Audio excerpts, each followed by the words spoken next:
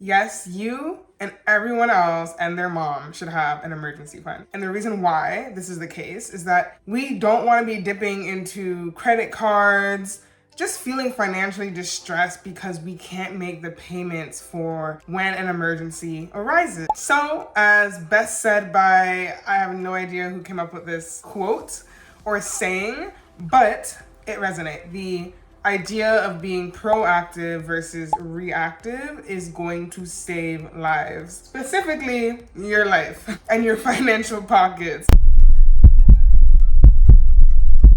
I think the main issue is that we don't save because we don't have a reason to. I know many people who don't really consider saving as important. I'm gonna put my boyfriend on blast because I think before meeting me, he's never really had a reason to save. Not that he overspends, he's not someone that has a lot of credit card debt, he's not irresponsible with his spending, but he doesn't save. Most recently, he is starting to save, but when I met him, he wasn't really saving. And I don't blame him because there are so many people that are similar to him that don't find the need to save. They think the only reason to save is because, well, maybe one day you want to buy a home. And so what if one day you don't want to buy a home? You're not going to save. Some people save up money to go on trips and to travel. Well, if you have enough disposable income that you don't really need to save, you're not going to save for that. You're just going to take whatever's out of your checking and ensure that you have enough in your checking to go on your trip. The reason why I say save and what the difference is between saving and putting something in your checking is that really your savings should be in any kind of vehicle that is earning interest on it. So I'm not talking about your regular savings account with your bank. I'm talking about a savings account that has 3%, 4%, sometimes 2% interest working on it. Most banks, they have very little interest working on their savings accounts, maybe like 0.02%, 0.05. It is so minimal that it's barely making a difference, which is why most people don't save. But if you could put your money in a high interest savings account that is growing a sizable amount of interest, and a sizable amount of interest that's actually canceling out the inflation each year, 2 to 3% is usually what the inflation rate is each year, then it will make a lot more sense to save because not only are you saving for future expenses or emergencies, but you're also beating out inflation. So you will have more money over time than if you never saved at all and had inflation working against you. So there are many reasons to save and many reasons not to save, but one reason why we all should be saving that I don't think anybody can argue with against me. If you want to argue with me, we can argue in the comments down below. But one main reason why we need to save is because we are always liable and have the potential to lose our jobs, which is an important part of how we create income and how we receive any kind of income. We work in exchange for money. If you no longer work, you no longer have any money. You no longer have any money, you now can't put food on the table, have a roof over your head, pay for your medical bills and other kind of expenses and the luxuries in which you want in this lifetime. So we don't want to wait until that time where you lose your job. And the issue with losing your job is that you don't know how long it's going to take to find the next job. You may not be someone who comes from privilege, right? I'm not talking about the people who can survive off of nepotism or have all these great connections, someone who is not a person of color, someone who is not a woman, right? Someone who is not part of the LGBTQ plus community. These are other communities that are oppressed and don't have as much available options to them than those who do not fit that criteria, right? So I'm gonna keep it real. We have to be mindful about who is able to find a job quicker than others, right? So when we know that it takes a while to find a job, studies have shown between 3 to 6 months is usually the time frame, then, and depends what kind of job we're talking about, but give and take between 3 to 6 months. So our emergency fund is really based off of it shouldn't entirely be composed of what you would need to have in case you were out of a job for 3 to 6 months, but that is where we start. That is the starting point, right? Because other things can happen. Your car can break down, you maybe end up in the hospital for an accident, but we're all at the brink of losing our job or having any financial security. So this is primarily one of the reasons why we need to save, right? This is one of the main examples I give, because a lot of other examples I give, some people, it doesn't fit their situation. Not everyone has a home, not everyone has a car, but everybody has a job, or everyone is making money in some way, whether, even if you have a business, right? Your business, you may have months where you don't make any income. What are you gonna do, right? Do you have an adequate enough savings to hold you until your next bit of income comes through? So this is why we have a savings. This is why we have an emergency fund, because we are being proactive. We want to prepare for the day when something goes bad.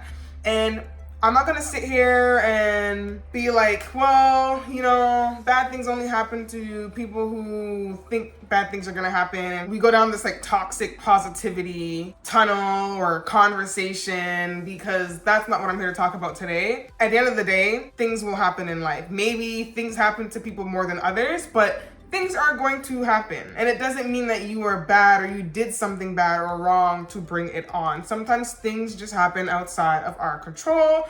It is life. Even the wealthiest of people have shit happen to them. So shit happens, right? I feel like stamping that on my forehead. Like, shit happens, right? And so we want to be prepared for it. And not everyone can rely on EI. You know, I had a situation where last year I was working for an agency. I lost my job and I wasn't able to go on EI for whatever reasons. And so that was kind of hard for me, because most people, when they lose their job, they pay into some sort of employment insurance. So worst case, if you do lose your job, you get laid off, the government will pay for, half your income for the next couple months until you find another job. So it gives you, there's less stress, there's less anxiety and pressure in having to find something right away. Whereas I didn't have that. So I had to go straight into my savings. I had to go straight into finding other ways to bring in income, and it made things really hard. So even me coming out of that, I would have been further ahead financially if I had a little bit more of a safety net there, or I had even like EI or something to sort of help bridge me. And so, do not sort of have EI be your fallback plan. What if you don't have EI? What if you decide to quit a job for your mental health, and when you quit a job, EI doesn't cover that? So this combined need for different savings accounts can all be lumped into which we would call an emergency fund, right? So outside of just losing your job, we have car repairs. Your car could break down, especially if you have a used car, more likely to break down and have issues. You want to account for that. Anything that is an asset, or anything that I would say is valuable or like a necessity, like a car isn't really seen as an asset, but it's a necessity because most people need their car to get to work, to get around, to see people, etc. So it is important, and most people do need a car or some mode of transportation, and there are going to be repairs with that mode of transportation. Even a scooter or a bike at some point will need repairs. So these are things you have to be mindful of. So think about a home, right? Many people buy a home, it's this great achievement in their lives, but they don't really think about the maintenance that comes with it in the short term and for the long term, right? Every 20 years, you most likely have to have your roof replaced, and that can cost you between $20,000, $30,000, maybe even more, depending on the type of roof you're gonna replace it with.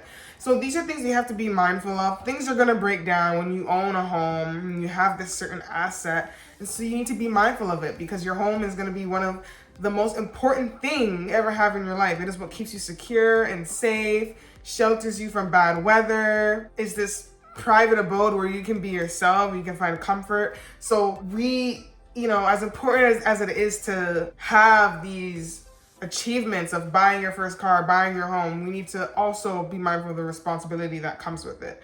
So I always say, to be safe, if you have kids, that is a big responsibility. You have to care for them. You have to make sure when they're sick, when things go wrong with them financially, you need to be able to cover for them. And so all these assets, all these necessities and things that you have in your life that can break down, that can be added expenses when emergencies arise, need to be accounted for. And this is what we call the emergency fund, right? If we're gonna lump everything together, all these examples, I'm pretty sure there's more that I didn't even speak on, but this is what the emergency fund should cover. But at minimum, it should cover if you lose your job. That is what most finance experts focus on. 3 to 6 months worth of your expenses, because that's how long it takes to find another job, right? Some other reasons why an emergency fund is super important is that it prevents you from taking on debt and having to dip into your credit cards, right? The first thing someone would do if they don't have a savings and an emergency happens, straight to the credit card. The issue with a credit card, and why I would rather pull from a savings than pull from a credit card or any other kind of similar debt, is that there's interest working against you, right? When you put money on a credit card and you can't pay the statement balance for the month, that interest is like super high, like in the 20% range sometimes, right? 16% to 30% given. So I would rather have been more financially responsible ahead of time and have money in a savings, in a high interest savings that's actually earning interest on it, that I can pull money from, versus putting money on a card that, yes, I can pull money from, but now I have to worry about paying it back, and then I have to worry about paying it back with interest on top of it. And so that is something to keep in mind. What would you rather? 2, like I said before, emergencies will happen. They will happen. So to say that I don't need to save because, everything's gonna be okay, nothing's gonna happen, very naive, I'm sorry to say, but things will happen. Like I said, it happens to the best of us, it happens to the poor of us, the rich of us, it doesn't matter, the black, the white, the homosexual, the straight, like the religious person, the atheist, it doesn't matter. Things happen to us all the time. You were not exempt, you were not God, you were not, even Jesus had things happen to him. So like at this point, things will happen. And you want to be proactive, not reactive. And then the last point I would make is that it reduces financial stress, point blank, period. Like there's really nothing else to say in that. It's just common sense that you will be less stressed, less anxious about your financial situation when you know you have a safety net to pull from. Even if something happens, you can say, you know what? Oh, well, this sucks, but I'm just gonna pull 1,000 from my savings. Like it's good. I got 10,000 in there. If I gotta pull out 1,000, yeah, it's fine. I have a lot more left. And you know what? I'm still putting money into my savings. So that is where you want, that is ideally where you want to be. You want to be in that healthy financial place and space where you can say, you know what? Accidents will happen, emergencies will occur, things will happen, and at best, I will try my best to have enough of an emergency fund to account for it. One thing I actually want to mention that I was about to forget is that the size of your emergency fund should also depend on some of the other assets that you have or necessities that have large expenses that come with it, right? So yes, you want to at minimum have your 3 to 6 months worth of expenses accounted for, but I would save even more. I would double that, triple that if you have a home. I would double that if you have a car. I would double that if you have kids, or triple that if you have kids. I would double that if you have an underlying medical condition. Like I would double, triple that minimum amount you think you need. Whatever you think you need, you probably should be putting in more, right? So at best, one of my goals has always been to save up to $40,000 in my savings, which I have done. And a big reason for that is because, well, at the time I had a car. I don't have one now, and I don't have a home as yet, but eventually when I do, I wouldn't want to buy a home unless I had $40,000 in my savings at minimum, right? And because I can have a home and then I can also lose my job, or I can have a stretch of time where money maybe is not coming in from my business, and I want to be able to not have to default on a home or sell it because now I can't afford to pay my mortgage. So just keep these things in mind when we think about an emergency fund. Why would you need a savings, specifically an emergency fund? These are the reasons why. I want to know in the comments below if you have an emergency fund, if you've never thought about having an emergency fund, but now this video has kind of shined light as to why you should. And now you're like, like that makes a lot of sense, Morgan. I probably should get on that. Now I really see why I should save. You know, a lot of the times we think that we're exempt from things happening to us, but I promise you, it's better to be safe than sorry, right? Even when I hear these quotes, these words, safe than sorry, be proactive, not reactive. These are sayings that have been passed down. Like, you know, don't put all your eggs in one basket. Don't put the cart before the horse. These are timeless teachings for a reason, because humans over centuries have seen similar patterns patterns in life that no human is exempt from, right? These life teachings are life teachings because it happens, it involves everybody. Everybody is impacted by it. So when I say better be safe than sorry, there is a reason why people say this, right? Because things have happened to people where they weren't safe than sorry. They said sorry first before finding a way to feel safe. And I want you to feel safe first so that you never have to say the word sorry. So I hope that this helps and opens your eyes to why you should be saving, how much you probably should be saving if you already are. And of course, if you want to clarify some more, if you have a specific situation or circumstance that you're in and you want to get my feedback or suggestions, feel free to reach out to me. I have a bunch of resources down below.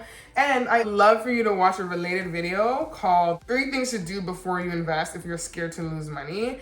And a big part of what I talk about in that video is savings, having a savings and educating yourself, right? And by you watching this video, this is a prime example of you educating yourself, of you choosing to get 1% better each day.